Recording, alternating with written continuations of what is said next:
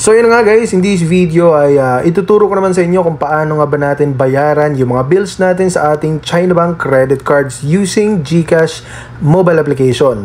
So ang una muna natin gagawin ay syempre i-update muna natin yung GCash mobile application natin sa App Store or sa Play Store para hindi tayo maka-encounter ng kahit anumang glitch or mga problema sa pag-transact natin dito sa GCash app. Okay? So, mapapansin natin guys kapag ganito yung nakikita mo, open, so ibig sabihin updated na yung GCash natin.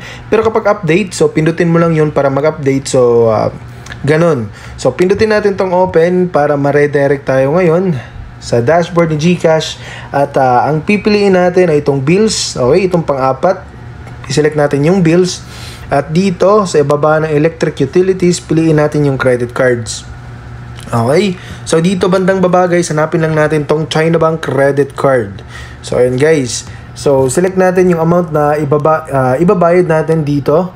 Tapos yung account number 16 digits, halimbawa ito yung account number natin guys sa China Bank. Okay, pagkatapos nyan, maglagay tayo ng email. Okay, so optional lang naman to, pero mas maganda na maglagay din tayo ng email para just in case na mag-report tayo after 3 days kapag hindi pa na-post yung payment natin. So meron tayong copy ng reference number or transaction number na pwede nating i-provide doon sa China Bank Customer Service. Okay, so lagay mo lang dito guys yung email mo. Tapos, makikita nga natin dito na naka-default na naka-check itong insurance na to.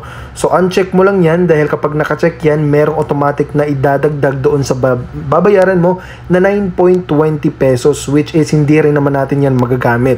Okay? So, pindutin lang natin tong next. Tapos, select natin ang payment source GCash since hindi pa activated yung GGives natin. Pagkatapos nyan guys, pindutin natin tong next. So, double check lang natin tong account number so make it sure na tama na, pati yung email at saka yung amount.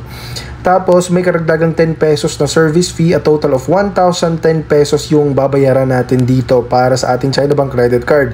So, kapag tama na yan guys lahat, so pindutin mo lang tong confirm na nandito sa taas at automatic na magpe-pay or magiging successful yung payment natin dito sa GCash. Pero within 3 days pa ang pinaka-maximum bago mag-reflect doon sa China Bank statement of account natin.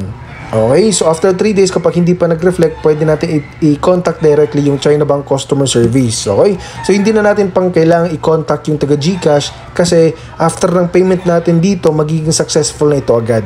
Okay, dun sa biller na lang yung hindi pa magre-reflect. So I hope guys na nakatulong tong video na to at kung may mga katanungan ka, please make it sure na mag-comment down below para masagot natin yan.